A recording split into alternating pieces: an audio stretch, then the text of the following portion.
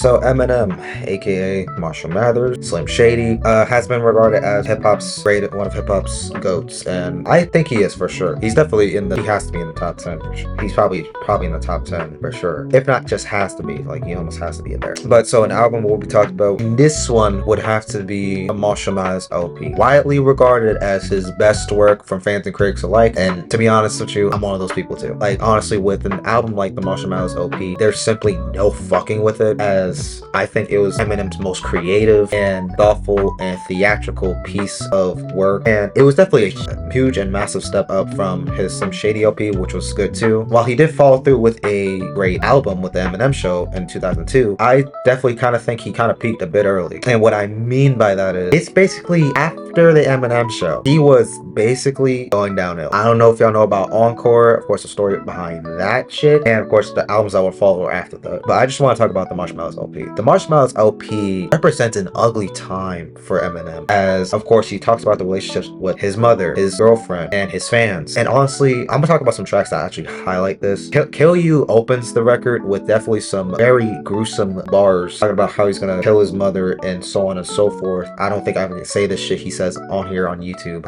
The Way I Am really has Eminem kind of breaking character a little bit, expressing his frustrations with his fans. Honestly, that was kind of a ballsy move for Eminem at the time, considering the fact that he was known as like this wacky, over the top, annoying character that he portrayed himself back in the Some Shady LP. But I think in this album, he definitely presents himself as more serious, more mature. What else can I say about the track Kim? Honestly, this track after Bitch Please 2, Kim was such a left turn after left turn. It's crazy. Eminem put this track, like, tracks like this could not be played today. Like, they just couldn't. Like songs that Eminem was putting out back then really couldn't be played today, despite the recent album that he's put out, which has with Loki had been getting a lot of backlash, like to a small degree. I'm not saying like he's getting canceled, but then again, there was a point where people were trying to cancel Eminem. But there are of course some other highlights, such as Who Knew, Dan, of course, Real Some Shady, Remember Me, Marshall Mathers Drug Ballad, Bitch Please 2, Under the Influence. Personally, I think this is his best work, point blank period. And honestly, he hasn't come to like an album like this since. Recovery is not up there, not even fucking close. Wasn't Kamikaze is not up there at all. Used to Be Murdered By is not